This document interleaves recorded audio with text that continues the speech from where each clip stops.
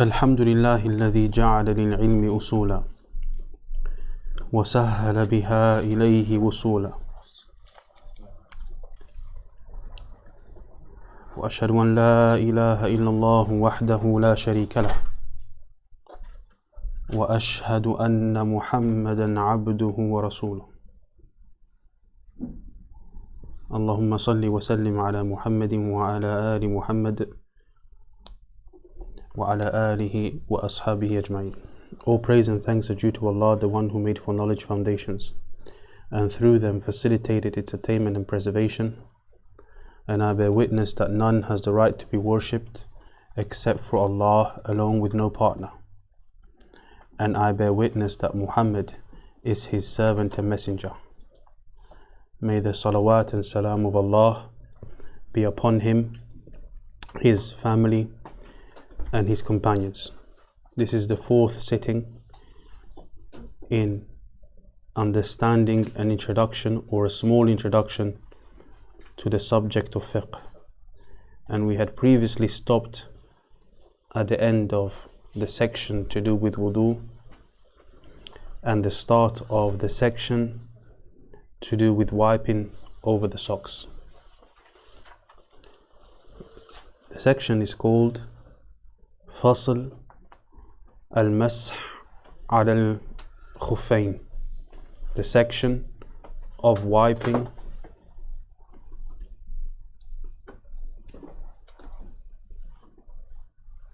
over the socks.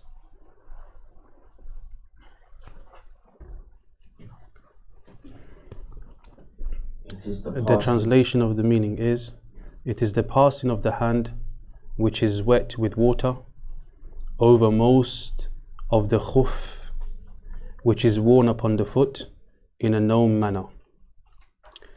The muqim, and the one travelling but not long enough to shorten the prayers, and the person travelling for disobedience, wipe one day and night.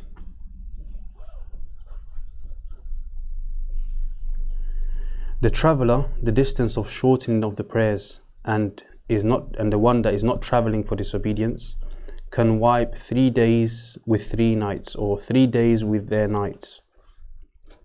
The starting of this time period is from the time of hadath, after the wearing of the Khuffain, the 2 socks. Wiping over the Khuffain, the 2 socks, is valid with 8 conditions, shuruta. The first, wearing them both after having completed taharah with water. The second, their covering of the part of the fard which is fard. Their covering the part which is fard. The third, the ability to walk upon them customarily. The fourth, the ability to maintain or to remain on the foot, whether themselves, i.e. by themselves, or supported by shoes. The fifth, their permissibility. The sixth, that they are pure in their essence. The seventh, that they do not show the skin.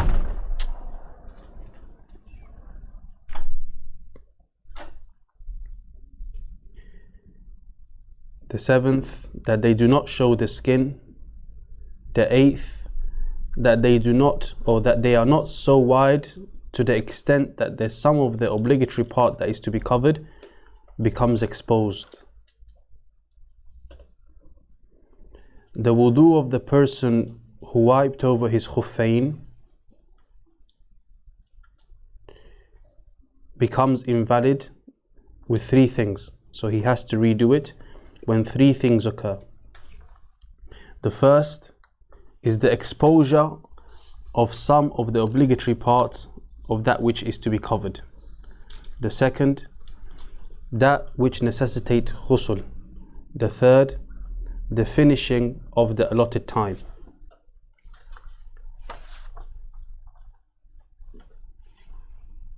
The author rahimahullah ta'ala began a new section, and he entitled it فصل al-Masih al-Khuffain. And within this section, he mentioned 5 main points. Firstly, he clarified the actuality or the essence of what wiping over the Khuffain means. And that is found in his statement where he said, it is the passing of the hand which is wet with water, i.e. the hand is wet with water, over most of the sock, i.e. the upper part of the sock, or the khuf, which is worn upon the foot in a known manner. The qualification or the qaid which is mentioned with regards to wetness, we said that the hand which is wet with water, when we say this wetness has to be present, is taken from the meaning of the word masih, as the word masih entails, or it is used by the scholars of fiqh to indicate the presence of a portion of wetness, not to the extent that the water is dripping. There is some wetness, but not that it is dripping off. If the water drips off, then this is referred to them as ghasl, washing. So when we say wiping, masih, it is that the hand is wet, but not to the extent that it's dripping. It's just wet. As for the mere passing, then without the dripping, then this is what is referred to as masih. And this is to be done over the most of the khuf. And the khuf is a name for that which is worn upon the foot and is made from skin. Khuf is a name for that which is worn upon the foot and is made from skin. And we find this wherein he says, which is worn upon the foot.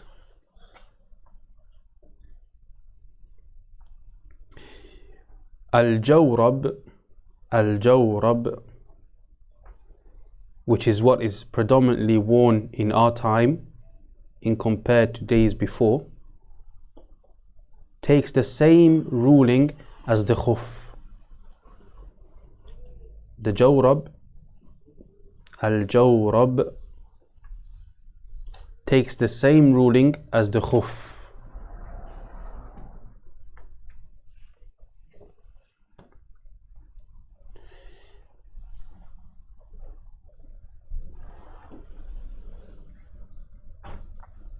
And the Jawrab is made out of materials like wool and the like. So we said the khuf is made from skin and the like, and the Jawrab is made from wool and the like. So in our times and in our area, most people tend to wear that which is made of cotton and wool and such things. Such thing that is worn upon the foot takes the same ruling as that which was made out of leather or is made out of leather. Secondly, the author mentions the length of time that a person can wipe. Wiping over the sock. So I'm going to mention sock, and with the word sock I'm referring to we didn't come to class to look at the door. So if I see people looking at the door, then we'll stop the class and we'll sit and look at the door. Please.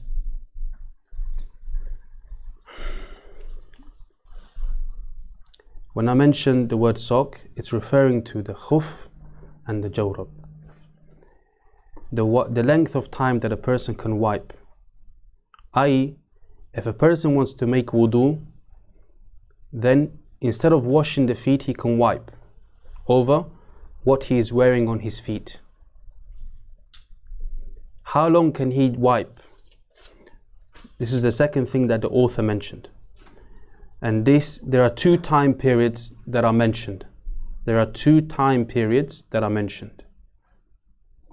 One time period, The first type is for 3 days and their nights. I.e., you can wipe every time you make wudu, you can wipe for 3 days and their nights without having to take the socks off. And this amount, i.e. the 3 days and their nights, is for the traveler. And he's going to mention 2 characteristics. The traveler, number 1, who is traveling the distance which you're allowed to shorten the prayers for. So not just any traveler, but a traveler who is traveling long enough that he can, the distance enough that he can shorten his prayers. And number 2, that the journey is not a journey of disobedience, is not a travel for the purpose of a sin. So there are 2 conditions mentioned here. The 3 days, the wiping for 3 days and nights is for the traveler who is, number 1, traveling long enough to make his prayers shorter. And the second condition, that he is not traveling a journey of disobedience. Like, for example, the person travels to another city to attend a music concert. That would be a journey of disobedience. So under this, what the author is saying here, then the person who's traveling a journey of disobedience, he would not be allowed to wipe for 3 days and their nights. He would not be allowed. He'd only have the other time period. The correct opinion, or the more stronger opinion, is that whoever is traveling, even if they are traveling for disobedience, they can wipe the 3 days and their nights. So this concession of being able to wipe over your footwear, not having to take it off when you make wudu and you can wipe over it, how long do you have it for? 2 times have been come in the sunnah. Number 1, for 3 days and their nights. The second time, 1 day and a night. Okay, who is allowed to wipe for 3 days and their nights? The traveler who is traveling long enough to shorten his prayers and is not traveling for a sinful purpose. And we said traveling for a sinful purpose means that the purpose of the travel is sinful. It doesn't mean that he's traveling for a good reason or a normal reason and he commits sin. So there's a difference between the person who is traveling for the purpose of sin, like we mentioned, someone who is traveling to go and purchase something which is haram. His journey is a journey of sin. That person is not allowed the 3 days and their nights. He only can wipe for 1 day and 1 night, like a normal person. But if someone is going for a normal journey, he's just going to spend time with his friends, it's mubah. But he commits a sin on the way, then his journey is not a journey of sin. His journey is fine, but he's done a sin in the journey. Is the difference clear? So the 3 days and their nights is for the person who is traveling. What the Shaykh is saying here is for the person who is traveling long enough to shorten their prayer and is not traveling for the purpose of sin.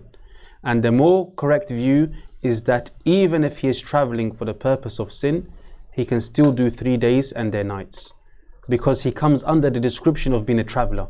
And what we've been told in Islam is the traveler can do that. There was no qaid, there's no specification or qualification that he cannot be a traveler for sin in the texts. But the scholars who make this qualification, who mention it, they have their reason why. But this is not a point, we don't want to go into the differences, but they have a reason. But it's not as strong as the other view. Okay? The second type of timing, which we said was 1 day and the night, yes, is for the person, is for 3 types of people. Number 1, the muqim. The person, the muqim is the person who is in the land where he lives. The person who is not traveling, the person who is in the land where he lives. he can only wipe over the socks when he's making wudu for 1 day and 1 night.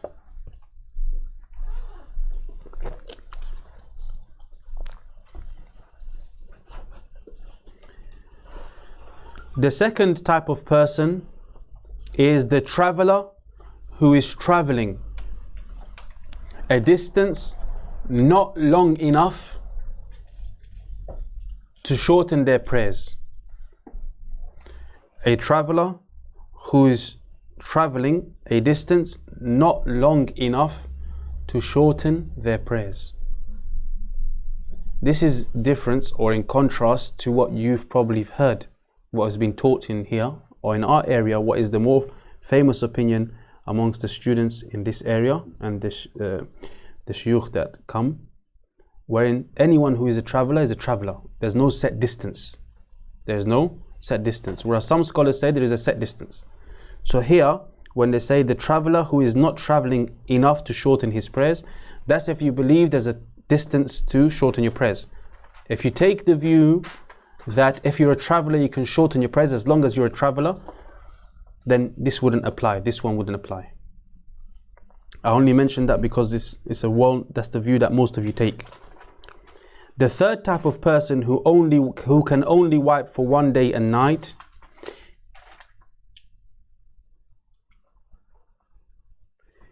is the traveler who is traveling long enough to shorten his prayer, but he is traveling for the purpose of sin. So those scholars that in the first section said if a person is traveling for sin, he cannot wipe 3 days and their nights, they would put him under this category. He can only wipe 1 day and 1 night.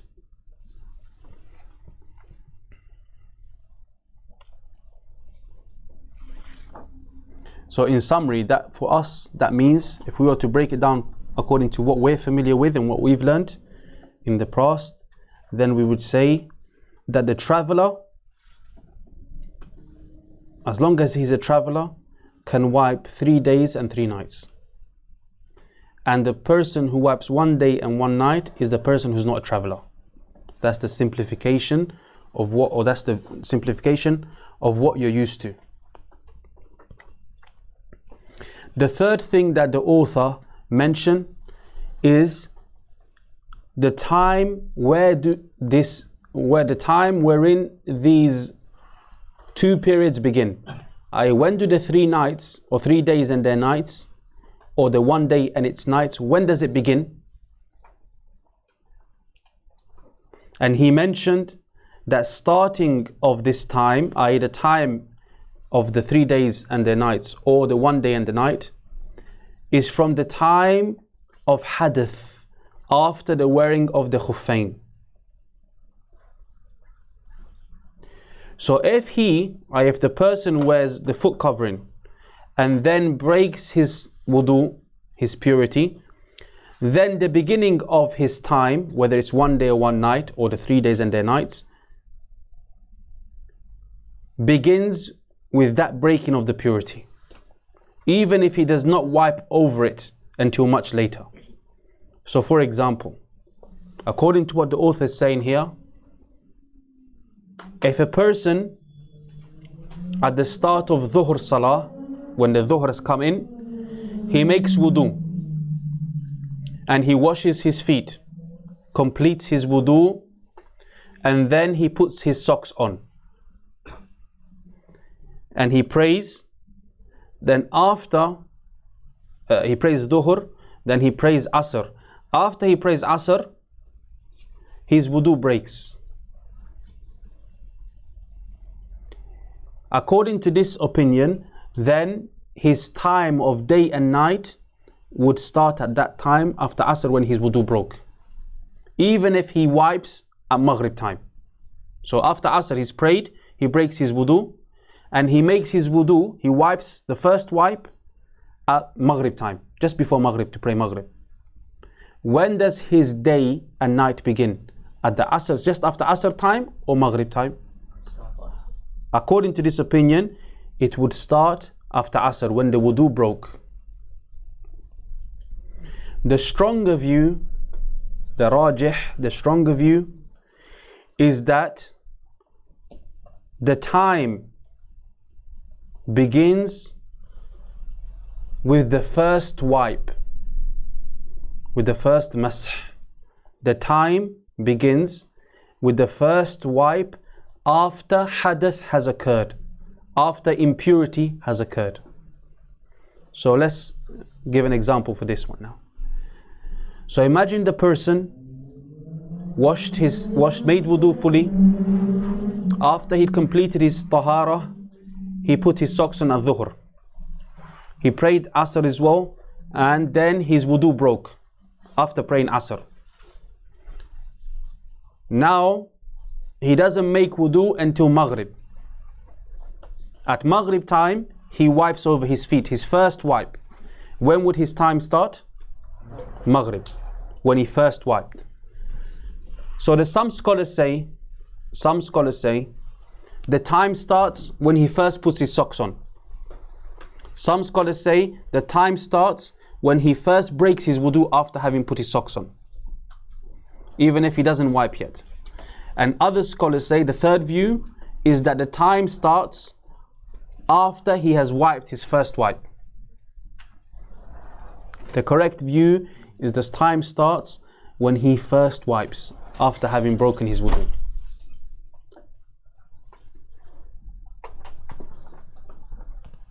The correct view is that the time starts, whether it's the 1 day and night or whether it's the 3 days and their nights. It starts when the person first does his wiping after he has broken his wudu.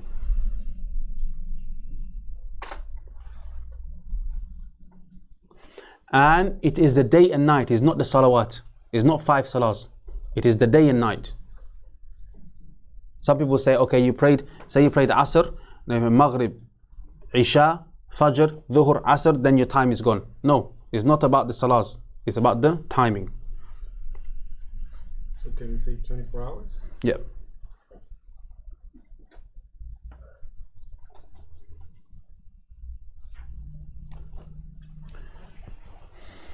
The author, rahimahullah, hafidhahullah, then mentions the fourth point. And in this point, he mentions the conditions for the validity of wiping over the Khuffain. And he numbered them 8 conditions. He numbered them 8 conditions. i.e., for the wiping to be valid over the socks, there are 8 things that should be in place according to what the author said, or according to what the author has listed. The first thing that he mentioned is wearing them both, i.e., that the footwear has been put on after having completed taharah with water.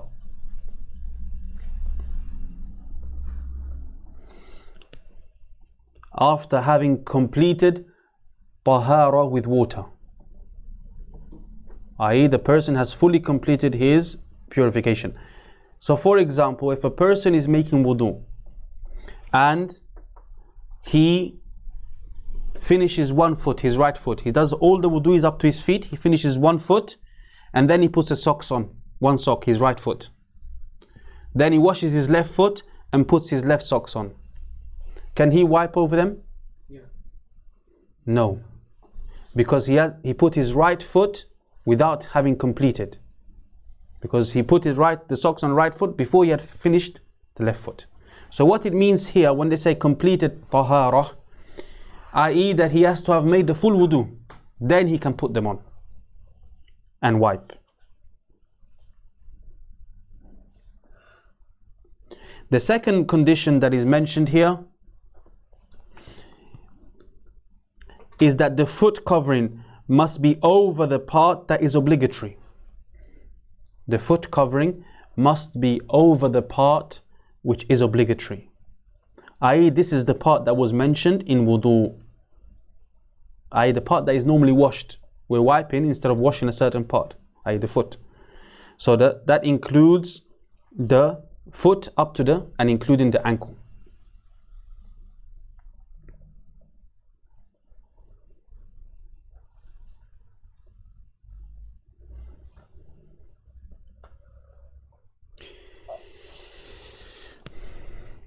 some scholars mention here that if the footwear has holes, so a certain part of the foot is not covered because there is a hole there, some scholars say that that would be invalid. But the more correct view is that it would still be valid as long as the thing that is being worn is still considered either khuf or jawrab. As long as it is still can be called a sock, then it will still be valid. So some people, they have a hole, you get a hole in the sock. As long as someone sees and it's still considered a sock, it will be valid. It comes under that same ruling. It is, as a side point here, there is something called mutlaq and muqayyad in the subject of usul al-fiqh. Usul al-fiqh helps a person to understand the way that the scholars derive rulings. So mutlaq is when something is left unqualified. So for example, if I say you can wipe over the sock, I didn't mention what material, I didn't mention what color, I didn't mention any qualifying factor. If I want to now say, no, the sock must be a certain way, I have to bring evidence. Because I'm doing taqeed, I'm now specifying something. Or I'm now qualifying something. So as a general rule, when you read these conditions now, you look for an evidence when you research it later on. First you just study in the first as a student to see it. But when you're studying or when you're having a question and answer session, or you're asking in order for you to worship by that, then the sheikh or the ustad or whoever it may be will give you the evidence for why this is a specification or a restriction there, or a qualification. Here, the evidence that it does not have to cover all of it, i.e. if it has a hole, for example, it will still be considered enough, is because it comes under the name of khuf or jawrab. And it was not specified by the Prophet ﷺ that it has to be one that hasn't got holes.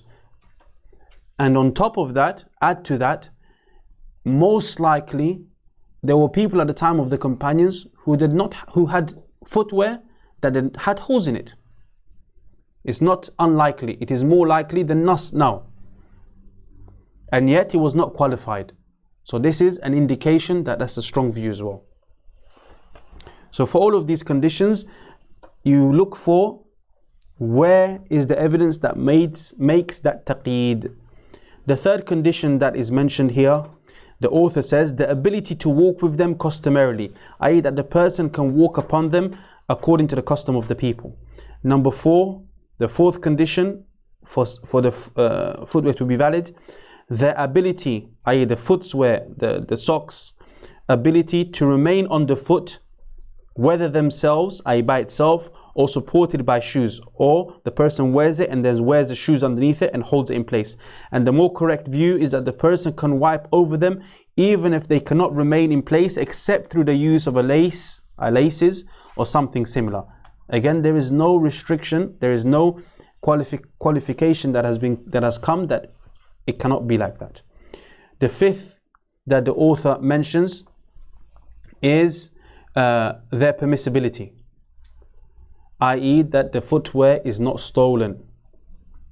The sixth condition, when I say the footwear, i.e. the socks. The sixth condition is that they are pure in essence, i.e. what they're made of or made from is pure, i.e. they are not made out of something which is najas. Number 7, that they do not show the skin.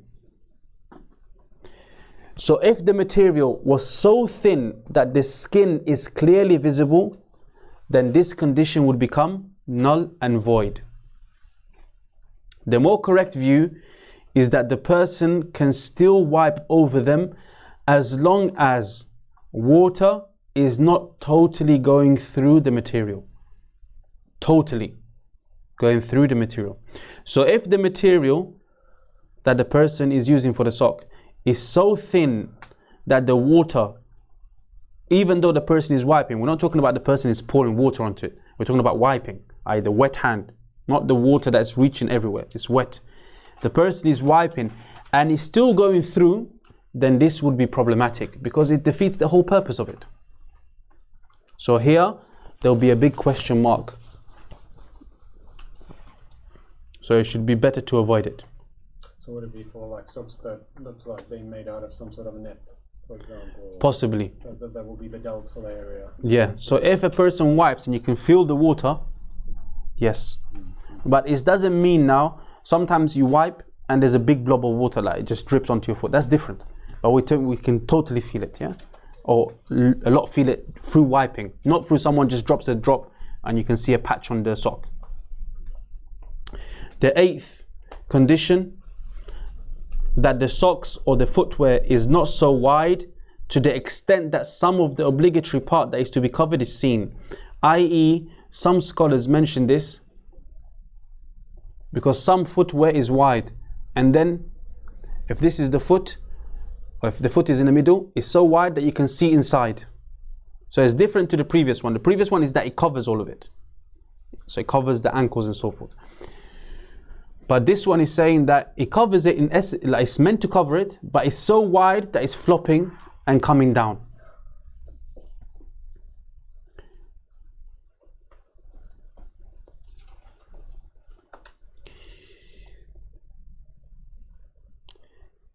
Then the author, after having mentioned these conditions, the author then mentions the 5th point, the fifth and final point, that being those things which render the wiping invalid. When he mentioned the wudu of a person who wiped over his Khuffain becomes invalid, so that he has to redo it with 3 things. I.e. he has to do the wudu again fully with 3 things. And when we say redo, i.e. he starts again. He doesn't just take the socks off and then just wipes the feet, washes the feet. He would have to do wudu from the start. He says, number 1, that the part that the socks covers becomes totally uncovered, or becomes uncovered. Like if a person takes the socks off. So if an obligatory part which must be covered becomes exposed, then his wiping becomes invalid and he has to restart again. Number 2, we say he has to restart again, i.e. when he has to do wudu again. Number 2, anything which necessitates ghusl, i.e. those things which make ghusl obligatory, like for example the person releasing semen in the manner that is going to be mentioned when we talk about ghusl in the next sitting, then the individual would have to start again. I.e.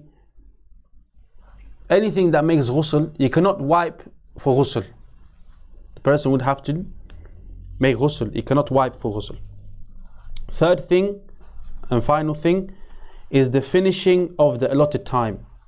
So after a person has finished his time, the 24 hours or the 3 days and the nights, then he can no longer wipe over the socks. The concession or the rukhsah is lifted. Inshallah ta'ala,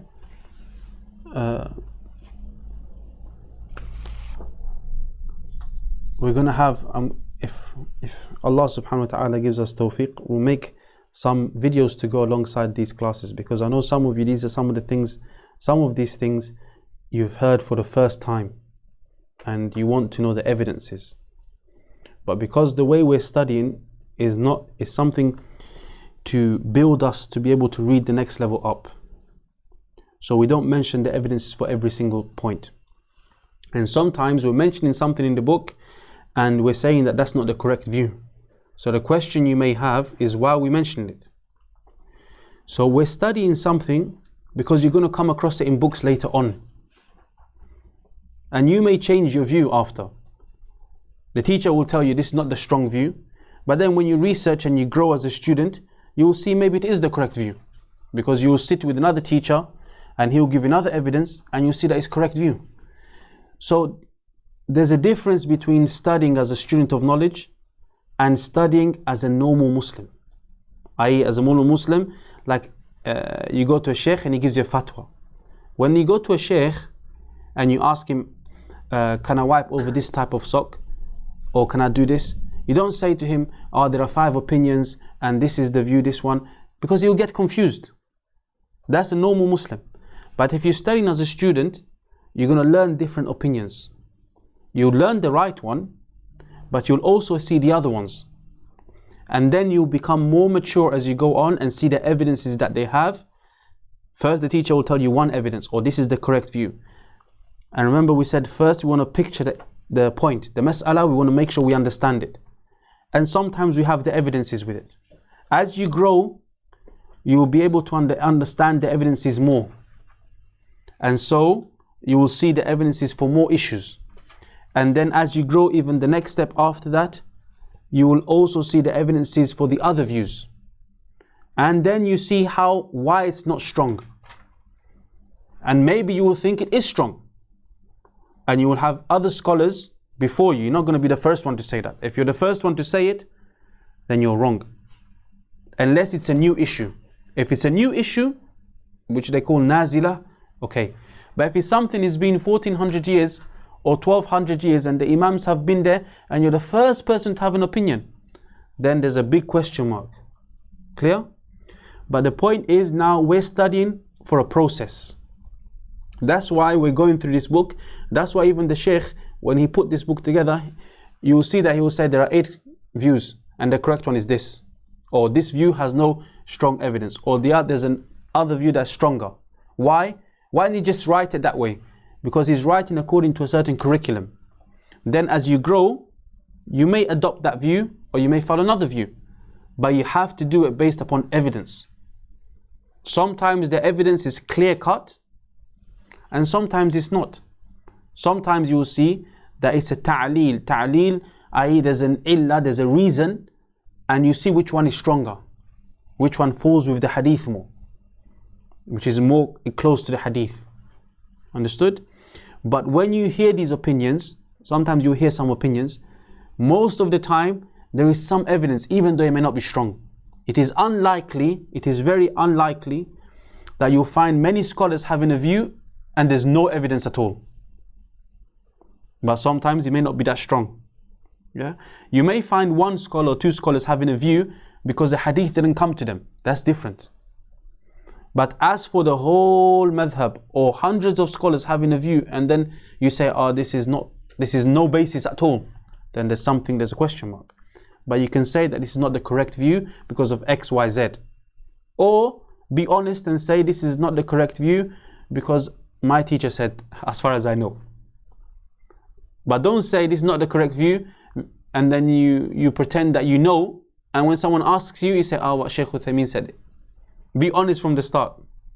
Otherwise, when people question you and you can't answer, they'll say, well, you should have said it from the start. You don't know, but you're just following Shaykh. Yeah? So there's no problem in doing that if you don't have the ability. But don't stand in front of people and say, this is the correct view. And when someone asks you, how do you know it's the correct view? They can't give you any idea. Then that is incorrect. You either say it's correct view according to what I've learned, and there is a hadith like this. But if you don't know the other sides, it's not easy to say it's the correct view. You should at least know why it's the correct view according to what you've researched. So inshallah ta'ala, remember that this is the way we're approaching this text. If you want to just find out what is the correct way to do something, because you just want to worship, then inshallah we'll try to make some videos and we'll just mention the hadith with those points. So it's easier for us. That question? You're only going to learn according to your intention and your manners.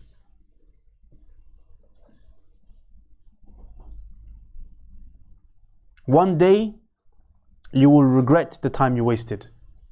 There's going to come a day, You say, I wish I spent more time. I wish I went to class on time. I wish I went to class early. I wish I done this. I wish I done that. Because that day you will look for answers and you will not find it.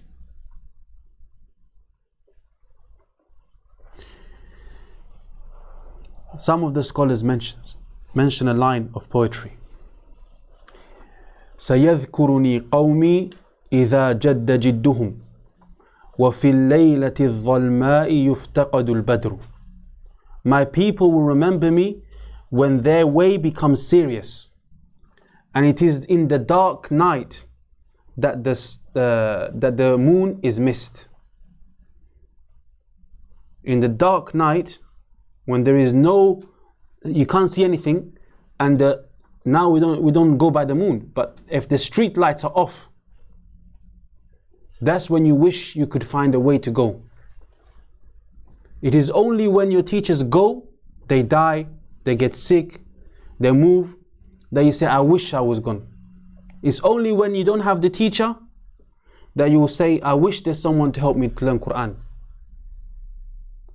So you have to take advantage now. When you got problems in your house, when your children are going through problems, when your wife is going through a problem, when your husband is going through a problem, and you don't know what to do. You have the Quran, but you can't read it. You have the books of tafsir, but you can't read it. You call your teacher and he doesn't answer. In that darkness of the night, you're going to miss those days that you had the opportunity to go and ask. You're going to miss those days that you could come to class early and prepare. Why do we come to class early and sit and talk? Why do we come to class early if we come early and you let the teacher or the other people prepare and you're not there to prepare? This is your manners with Allah. This is your manners with your class. You come early and you go to eat. What about the food that is for your heart? You come early and you talk about football, about dunya. Is that going to help you on Yawm al-Qiyamah? Is that going to help you when you have problems in your house? One day you're going to regret it. One day you're going to regret it. So get as much knowledge as you can now. How many of us, when we go to work, we make sure we get on the right bus, the right time, we leave early, maybe there's traffic. When it comes to class, we stroll in at any time. When we go to work, when we go to school, and someone is talking to us, our boss is talking to us, we pay attention. We turn our phone off. When we go into a meeting, we put it on do not disturb mode. When we come to class, we're texting in the class. When we come to class, we're looking at the door. When we come to class, we're not paying attention. What's more important, your deen or your work? If we don't fix these manners, you're going to spend 10 years, 20 years, 30 years, and you're not going to know much at the end of it. You may have the reward of attending. You may have the reward of not doing haram, not wasting time. It's good. But not having that knowledge is going to hurt you later. You're going to regret it. You're going to feel the pain when you're looking for an answer and they say, oh, the Imam is not here. And you can't find the answer. When you could have studied and been in the position of the Imam. Not as an Imam. I'm not talking about the position as a job. I'm talking about the position of knowledge, which is worth more than a job. But if every day you're taking it relaxed, teacher asks you, what did you cover this week? Oh, I only done one lesson online. And why? How many jobs have you got? How many responsibilities have you got? Not much. But what? Oh, the other day you're with your friend. The other night you're watching just general lectures. General lectures are good, but it's not the same as knowledge. Don't waste your opportunity. A lot of you have opportunity. You have the ability.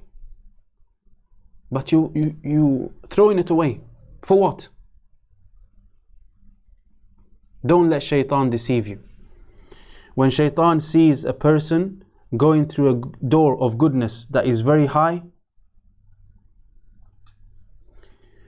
he tries to get him to go through a door that is low.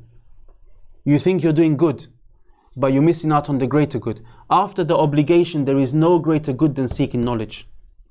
After your obligations, there is no greater good than seeking knowledge. Some of you see seeking knowledge as a burden, as a punishment.